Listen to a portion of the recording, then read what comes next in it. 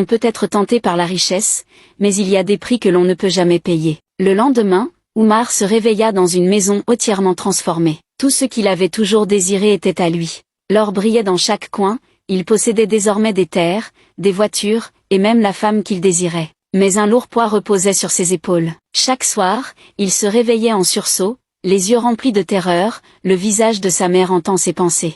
Une nuit, Oumar se rendit au marché du village, comme s'il allait simplement acheter des provisions, mais il croisa les regards de ses anciens amis. Il remarqua alors qu'ils ne le regardaient plus de la même manière. Il le voyait désormais comme un homme froid, un homme de pouvoir et de malheur. Les jours passèrent, mais Oumar commença à perdre son esprit. La voix de sa mère résonnait sans cesse dans sa tête, et son visage se reflétait partout, dans l'eau, dans le ciel, dans les miroirs. C'était comme si elle était toujours là, à le suivre, à le tourmenter. Un matin, il se retrouva dans la forêt. Là, seul, il entendit un cri désespéré, un cri qu'il n'oublierait jamais. C'était la voix de sa mère. Elle l'appelait, lui demandant de la pardonner. Il tomba à genoux, accablé par la culpabilité. Il savait qu'il avait fait l'impensable. Il avait tué la personne qu'il avait aimée plus que tout, et pourquoi? Pour de l'or, pour des richesses. Mais ces richesses ne lui apportaient plus aucune joie.